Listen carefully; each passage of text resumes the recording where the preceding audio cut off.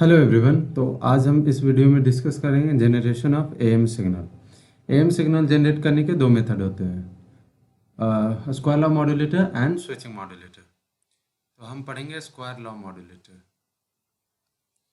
Square law modulator. तो square law modulator में जो मैसेज सिग्नल्स होता है उससे एम कैसे जनरेट करते हैं।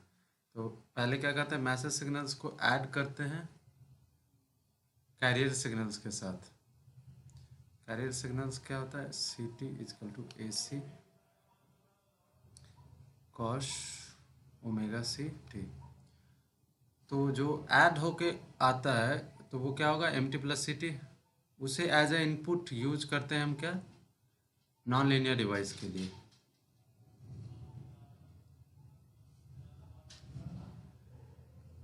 नॉन लीनियर डिवाइस के लिए। और फिर जो नॉन लीनियर डिवाइस का जो आउटपुट आता है वी नॉट टी, उसे हम पास करते हैं बैंड पास फिल्टर से। Band pass filter.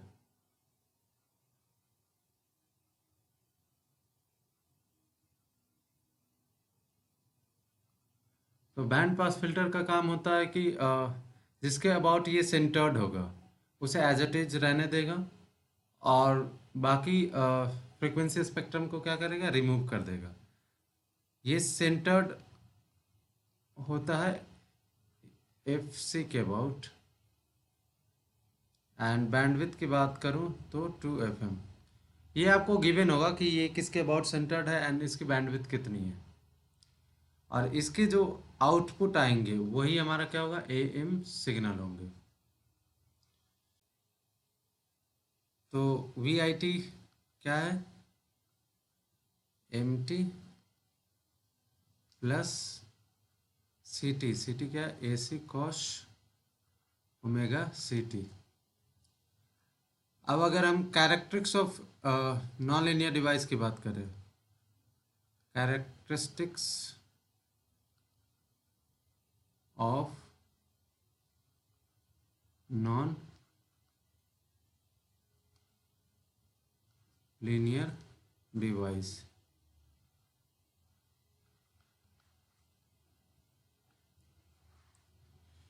तो characteristics of non linear device होता है वी नॉट टी जो होता है वो होता है डिपेंड करता है A V input T plus B V input T का square plus C V input T का क्यूब एंड सो ऑन। तो square law module for square law modulator, for square law modulator. तो square law modulator के लिए हम square तक के terms को कंसिडर करते हैं, बाकी टर्म्स को क्या करते हैं, निगलेक्ट कर देते हैं। तो हमारा वी नॉट टी क्या होगा, A V I T plus V V I T का स्क्वायर। अब अगर हम वी आई टी पुट कर दें तो वी आई टी क्या है, A M T plus A C cos omega C T plus B M T A C cos omega C T का स्क्वायर। तो ये क्या होगा, A M T plus A C cos omega C T plus B, इसका square क्या होगा, M square T plus A C square cos square omega C T plus 2 AC MT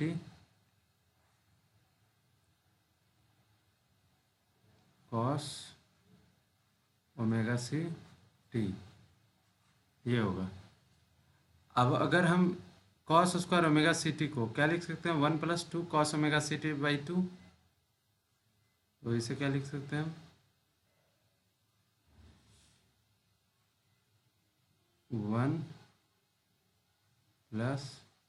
1+cos 2 omega C T divided by 2, तो क्या होगा, AMT plus AC cos omega C T plus B M square T, क्या हो जाएगा, AC square B divided by 2। इसी तरह ये cos 2 omega C T by 2 into AC square और फिर ये B, तो क्या हो जाएगा, AC square B by 2 into cos 2 omega C T plus 2B AC MT cos omega C T. तो फ्रीक्वेंसी स्पेक्ट्रम की बात, तो ये क्या है हमारा V0T आया। अब V0T आया, अब हमें अगर बैंड पास फिल्टर से पास कराना है तो इसके लिए क्या करना होगा, पहले इसके फ्रीक्वेंसी स्पेक्ट्रम को ड्रॉ करना होगा। फ्रीक्वेंसी स्पेक्ट्रम ड्रॉ कैसे करते हैं, इसकी फूरियर ट्रांसफॉर्मेशन लेनी पड़ेगी। तो आइए हम फ्रीक्वेंसी स्पेक्ट्रम ड्रॉ करते हैं, पर यहाँ हम फ्रीक्वेंसी स्पेक्ट्रम सिर्फ पॉजिटिव साइड ड्रॉ करेंगे।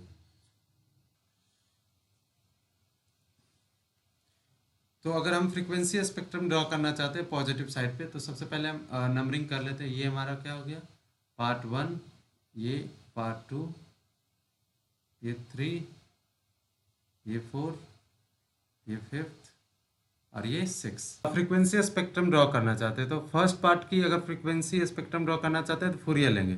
तो फर्स्ट पार्ट का फूरियर क्या आ जाएगा, MT का फूरियर क्या होता है, कैपिटल ऑफ M F, और ये क्या था, प्लस FM से माइनस FM तक। तो पॉजिटिव साइड पे मुझे क्या मिलेगा, कुछ इस तरह से, ये FM, तो ये फर्स्ट पार्ट का हो गया। इसी तरह सेकेंड पार्ट का क्या हो जाएगा, कॉस ओमेगा सी टी, तो इसका फूरियर क्या आएगा, del F plus FC plus del F minus FC।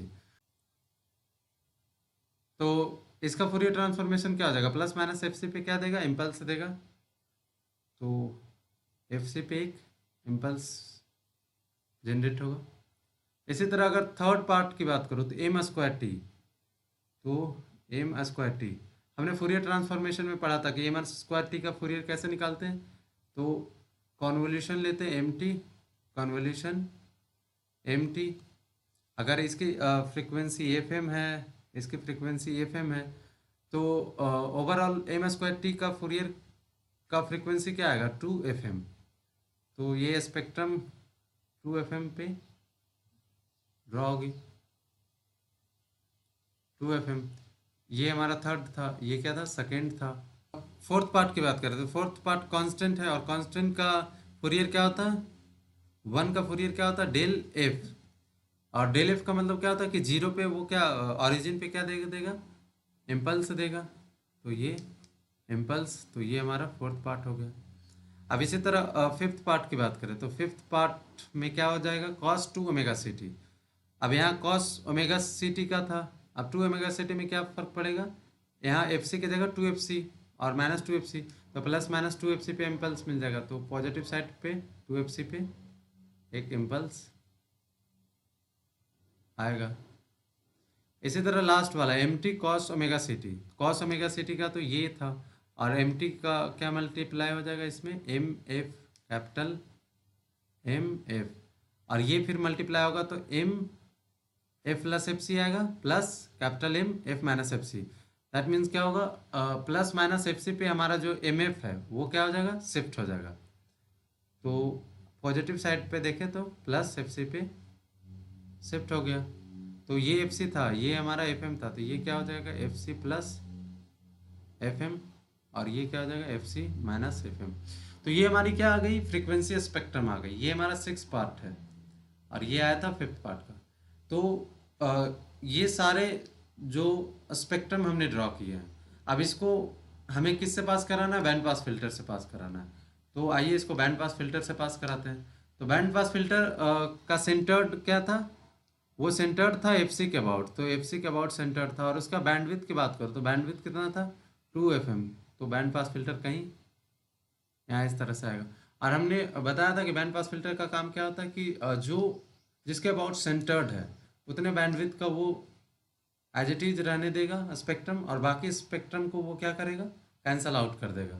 तो ये बाकी सब क्या हो जाएंगे, खत्म हो जाएंगे, ये हट जाएगा, ये रिमूव हो जाएगा, और ये रिमूव हो जाएंगे, और ये रिमूव हो जाएगा। बस जो हमें आउटपुट मिलेगा बैंड पास फिल्टर का, वही हमारा क्या था, एम था। तो अगर हम एम को एस टी बोले तो एम का ये सेकेंड टर्म्स वाला और 6 टर्म्स वाला इक्वेशन रहेंगे। तो सेकेंड टर्म्स का इक्वेशन क्या था, सेकेंड टर्म्स क्या था, सेकेंड टर्म ए C cos omega C T. तो हमें क्या मिल जाएगा, A C cos omega C T. ये कहाँ से आया, सेकेंड टर्म से आया। इसी तरह अगर 6 टर्म की बात करो तो 6 टर्म्स हमारा क्या था, 6 टर्म था 2b A C M T cos omega C T, 2b A C M T cos omega C T. तो ये हमारा क्या आ गया, एस टी, और यही यही हमारा क्या है, एम सिग्नल है। तो अगर हम इसे मैनिपुलेट करें तो क्या हो जाएगा, क्या करते हैं, ए सी कॉमन ले लेते हैं। तो A C cos omega C T common ले लेते हैं।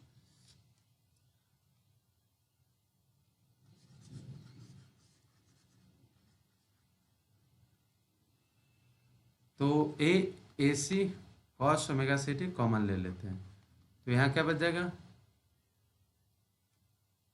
1 प्लस ए तो है नहीं, तो यहाँ क्या हो जाएगा, 2b, ए से डिवाइड करना पड़ेगा, ए मल्टीप्लाई करना पड़ेगा, तो A C cos omega C T बाहर आ गया और एम टी बच गया।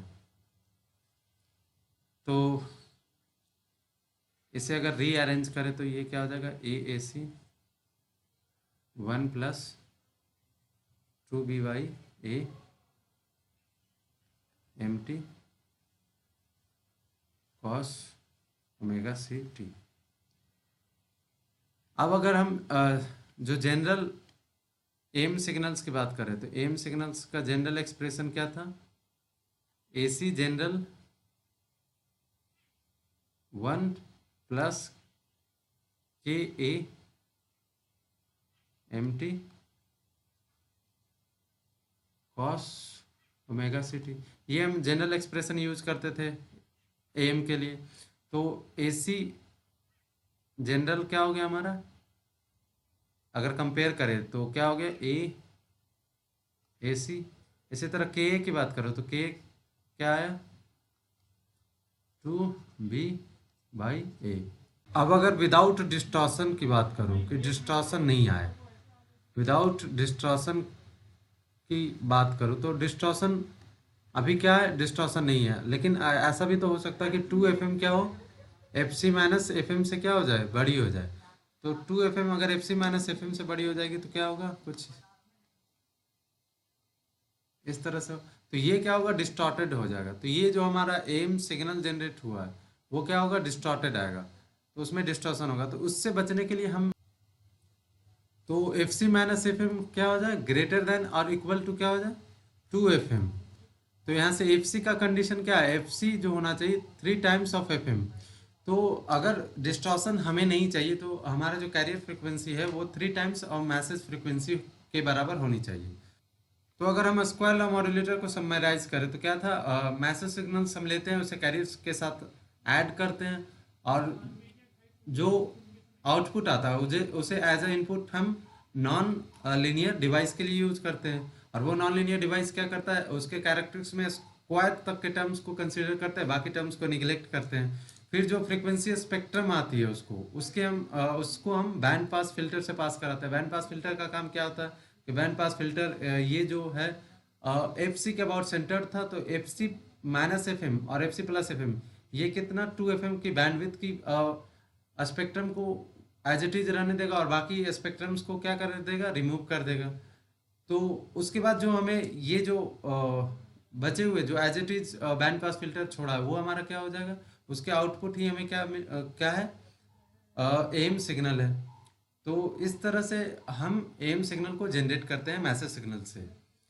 तो अगर आपको हमारे वीडियो पसंद आते हैं तो वीडियो को लाइक करिए, हमारे चैनल को सब्सक्राइब करिए, और आगे हम देखेंगे स्विचिंग मॉड्यूलेटर। अगले वीडियो में हम मिलते हैं तो फिर आपसे। Thank you.